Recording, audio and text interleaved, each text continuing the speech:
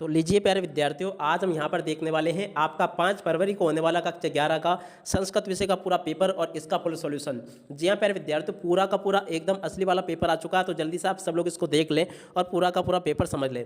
जी हाँ प्यारे विद्यार्थियों, कक्षा 11वीं वार्षिक परीक्षा 2025 का संस्कृत का पूरा पेपर मैं यहाँ पर आपको बताने वाला हूँ। तो देखिएगा प्यारे विद्यार्थियों, पूर्णांक आपके पेपर के लिए कितना होगा, 80 अंकों का। और देखिएगा टोटल क्वेश्चन आपके पेपर में प्यारे विद्यार्थियों 23 पूछे जाएंगे।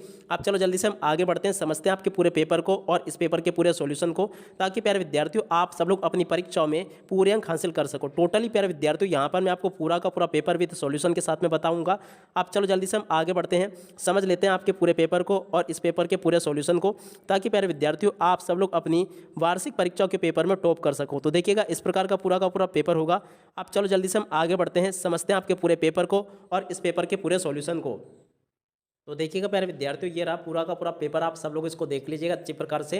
पहला क्वेश्चन, उचितम विकल्पम चित्वा लिखत। जी हाँ प्यारे विद्यार्थियों, यहाँ से आपको उचित विकल्प छाट कर लिखना है। पहला क्वेश्चन, पेत्रो इतस पदस समास विग्रह अस्ति। तो देखिएगा प्यारे विद्यार्थियों, इसका राइट आंसर आपका क्या आ जाएगा, माता चा पिता चा, इसका राइट आंसर होगा।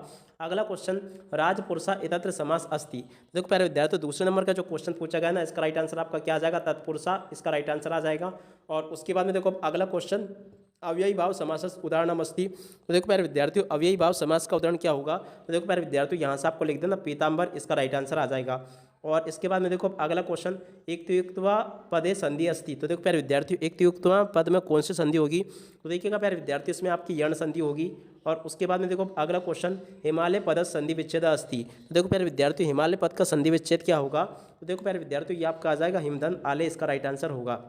और उसके बाद में देखिएगा अगला क्वेश्चन, यहाँ से देख लीजिएगा, कुत्रापि इतत्र संधि अस्ति। तो देखो प्यारे विद्यार्थियों, छठे नंबर का जो क्वेश्चन लिखा है ना, इसका राइट आंसर यहाँ से आपको देख लेना, कुत्रापि, इसका राइट आंसर आ जाएगा। और उसके बाद में देखिएगा प्यारे विद्यार्थियों, आगे इन क्वेश्चन को भी देख लीजिएगा। प्रश्न नंबर 2 में आपसे इस प्रकार के क्वेश्चन पूछे जाएंगे, कोष्टकात चित्वा रिक्त स्थानानि पूर्यात्। जी हाँ प्यारे विद्यार्थियों, कोष्टक में दिए गए शब्दों से आपको रिक्त स्थानों की पूर्ति करनी होगी। तो देखो पहला क्वेश्चन, धनवान पदे, तो देखो इसमें आपका मतु प्रत्यय होगा, पठितवान पदे प्रत्यय अस्ति। तो देखो प्यारे विद्यार्थियों, पठितवान में आपका कौन सा प्रत्यय होगा, तो देखो इसमें आपका कत्वतु प्रत्यय होगा। अगला क्वेश्चन, टाप प्रत्यय यस्य उदाहरणम अस्ति। तो देखो प्यारे विद्यार्थियों, टाप प्रत्यय का उदाहरण क्या होगा, तो देखिएगा प्यारे विद्यार्थियों, यहाँ से आपको लिख देना बालिका, इसका राइट आंसर आ जाएगा। और देखिएगा प्यारे विद्यार्थियों, इसके बाद में क्वेश्चंस आपके पेपर में परीक्षा में इस प्रकार से पूछे जाएंगे। प्रश्न नंबर 4 पूछा गया है, देख सकते हो यहाँ पर, तो हम कुत्र गच्छसि इतत्र अव्यय अस्ति। तो देखिएगा प्यारे विद्यार्थियों, इसमें आपका क्या आ जाएगा, यहाँ से प्यारे विद्यार्थियों आपको कुत्र लिख देना, कुत्र इसका राइट आंसर होगा। और कोलाहलम माँ कुरु इतत्र अव्यय अस्ति। तो देखिएगा प्यारे विद्यार्थियों, इसमें आपको क्या लिख देना है, यहाँ से आपको माँ लिख देना है। अगला क्वेश्चन, सा एकदा वनम गतवान इतत्र अव्यय अस्ति। तो देखो प्यारे विद्यार्थियों, छठे नंबर का क्वेश्चन जो लिखा है ना, इसमें इसका राइट आंसर क्या आ जाएगा, एकदा, यहाँ से आपको लिख देना है। और उसके बाद में देखो प्यारे विद्यार्थियों, प्रश्न नंबर 3 में आपसे आमना पूछे जाएंगे।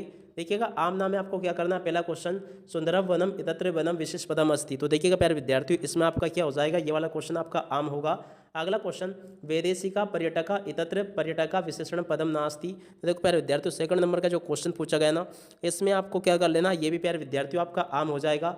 अगला क्वेश्चन, कुशल प्रशासनम इतत्र प्रशासनम विशेष पदम अस्ति। देखो तीसरे नंबर का जो क्वेश्चन पूछा गया ना, इसको भी आपको आम कर लेना है, प्रियवादिनी इतत्र प्रिय विशेषणम पदम अस्ति। तो देखो चौथे नंबर का जो क्वेश्चन लिखा है प्यारे विद्यार्थियों, ये भी आपका आम हो जाएगा, से योग्य तृतीया विभक्ति भवती। तो देखो प्यारे विद्यार्थियों, 5 नंबर का जो क्वेश्चन पूछा गया ना, ये भी आपका सत्य हो जाएगा। और अपादान कार के पंचमी विभक्ति भवती। तो देखो छठे नंबर का जो क्वेश्चन पूछा गया ना, ये भी प्यारे विद्यार्थियों आपका आम होगा। और उसके बाद में देखिएगा यहाँ पर आपसे जोड़ी पूछी गई है, तो जोड़ी के मिलान को भी आप लोग देख लीजिएगा। पहले नंबर की जो जोड़ी लिखी है ना, उष्णम, तो देखो इसकी जोड़ी का मिलान किससे हो जाएगा, शीतलम से। और गुरु की जोड़ी का मिलान प्यारे विद्यार्थियों आपको कर लेना लघु से। देखो लघु का लिखा है, ये लिखा है, ठीक है। और गा नंबर की जोड़ी का मिलान प्यारे विद्यार्थियों आपको कर लेना है पुष्प गुक्चया से। तो देखो इसकी जोड़ी का मिलान इससे कर लेना है। और विद्यागमा घा नंबर में जो पूछा ना, इसकी जोड़ी का मिलान आपको कर लेना विद्याभ्यास से। और उसके बाद में देखो अगला क्वेश्चन, कच्चित काले 8 नंबर का जो क्वेश्चन पूछा गया ना, इसकी जोड़ी के मिलान आपको कर लेना है अबुद्यस्य से। और मंत्रा कीदे से भवती 4 नंबर का क्वेश्चन जो पूछेगा ना, इसका राइट आंसर आपका आ जाएगा मंत्रिता। और उसके बाद में देखो बाला की रोचते 6 नंबर का क्वेश्चन, तो देखो इसका राइट आंसर आपका आ जाएगा क्रीडम कम, इसका राइट आंसर आ जाएगा। इस प्रकार से आप लोग इसको देख लीजिएगा। और उसके बाद में देखो यहाँ से आप सब लोगों से एक पदेन उत्तरम लिखत पूछे जाएंगे।